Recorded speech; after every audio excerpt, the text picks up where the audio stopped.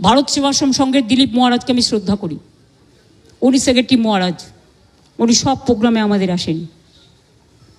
এমনকি জগন্নাথ ধামেও গেছিলেন, লোক পাঠিয়েছিলেন তিনি তার পক্ষ থেকে। তিনি যেতে পারেননি, শরীরটা খারাপ ছিল, মা কালী মন্দিরে এসেছিলেন। আমি যখন গঙ্গাসাগরে যাই, গঙ্গাসাগরের ভারত সেবাশ্রম সংঘ আমাদের খুব সাহায্য করে, আমি প্রতিবার সেখানে যাই। কিন্তু এখানের ব্যাপারটা একটু আলাদা। এখানে গদ্য পদ্য সদ্য অনেক কাহিনী আছে। সেই কাহিনীগুলো আমি প্রেসকে বলবো, আমি বলবো না, আপনারা খুঁজে বের করুন।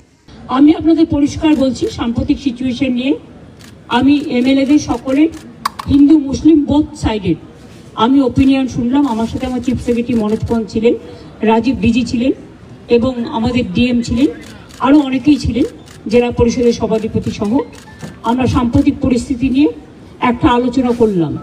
আর এই জেলায় আমি দেখছি বহিরাগত কিছু লোক এসে ধর্মের নামে বিধর্ম কথাবার্তা বলে, আমি কোনো কমিউনিটিকে এর জন্য দোষ দেবো না, কয়েকজন ধর্মীয় নেতা সেজেছেন, যারা যখনই পালে বাঘ পড়ে, পালে বাঘ না পড়লেও তারা বাঘ বাঘ করে চিৎকার করে রাজনৈতিক ফয়দা নেয় এবং তারাই কিন্তু দাঙ্গা ঘটিয়ে সবচেয়ে আগে পালিয়ে যায়।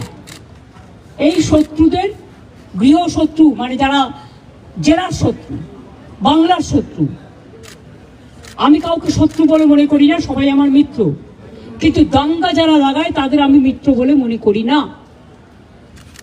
পরিষ্কার কথা হচ্ছে, মুর্শিদাবাদ জেলার একটা ইতিহাস আছে, সংস্কৃতি আছে।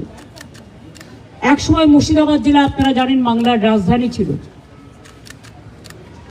মুর্শিদাবাদ জেলাকে কেন্দ্র করে এবং যে দুটো পার্টে মাত্র দুটো ওয়ার্ডে গন্ডগোল হয়েছে, সেটাও কারা করিয়েছেন প্ল্যান করে, কি করে করিয়েছেন, কিভাবে করিয়েছেন, আমি এই কটা দিন ধরে অনেক ক্রস চেক করেছি, রেকর্ডও করেছি। আপনারা অনেকে Godi media, sorry to say the word, এটা আমি বলি না, সব লোক বলে, যা খাইয়ে দিচ্ছেন আপনারা তাই খাচ্ছেন, কিন্তু সেটাকে বদ হজম হচ্ছে, সেটা হজম হচ্ছে না।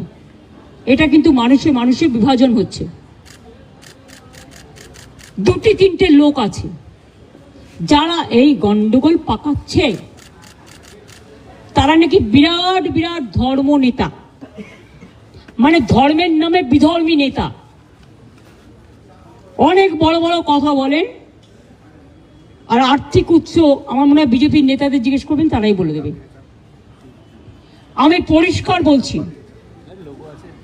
এর টোটাল সত্য তথ্য। আর কিছুটা আমার বাকি আছে, পেয়ে গেলে প্রেসের সামনে আসবে। কারা করেছে, কিভাবে প্ল্যান করে করেছে। আমি নিজে হিন্দু নই, আমি নিজেও তো হিন্দু পরিবারের মেম্বার, তো আমি কেন হিন্দু মুসলমান করব? কিন্তু আমি যখন চেয়ারে থাকি বা কোনো রাজনীতি করি বা কোনো সংগঠনে থাকি, আমার কাছে হিন্দু মুসলমান শিখ খ্রিস্টান জৈন ঈসাই পারসিক সবাই সমান।